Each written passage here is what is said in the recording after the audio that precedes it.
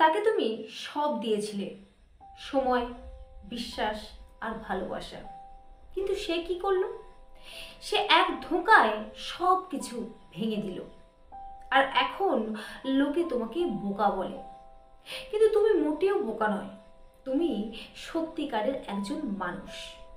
আর আজ আমি বলবো যে ধোঁকা খাওয়া মানেই দুর্বলতা নয়, বরং এটা তোমার সবচেয়ে বড় শক্তি।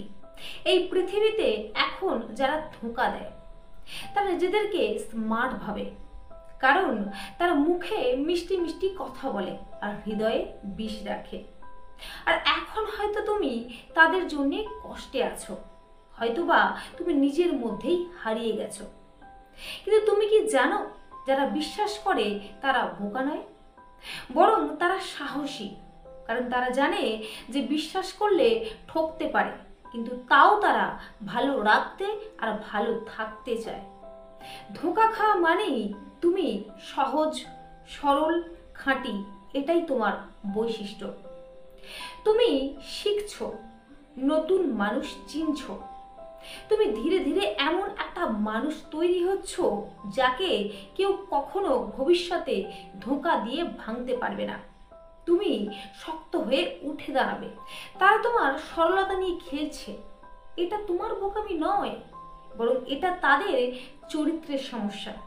সবচেয়ে বড় সত্যি কথা কি জানো, তুমি ভেঙে যাওনি, তুমি গড়ে উঠছো। ধোঁকা তোমাকে ভিতর থেকে শক্ত করছে। তুমি এখন জানো যে কে তোমার পাশে থাকার যোগ্য আর কে যোগ্য নয়। এই অভিজ্ঞতা সবার হয় না, তোমার হয়েছে, কারণ তুমি সত্যিকারের মানুষ।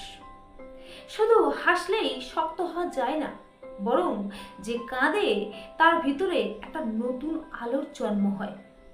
আর আজকের এই ভিডিওটা দেখে যদি তোমার মনে হয় আরে এটা তো আমার গল্প, তাহলে আমি তোমাকে বলতে চাই যে তুমি একা নও।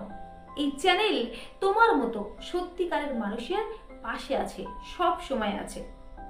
তাই আর দেরি নয়, এখনই সাবস্ক্রাইব করো সহজ কথা মোটিভেশন, যাতে তুমি একা না থাকো। আর কমেন্টে লেখো আমি বোকা নয়, আমি একজন সত্যিকারের মানুষ। তো আজকের ভিডিও এই পর্যন্ত, ফিরে আসছি নতুন কোনো ভিডিও নিয়ে। ততক্ষণ নিজের খেয়াল রাখো, সুস্থ থাকো আর ভালো থাকো। নমস্কার।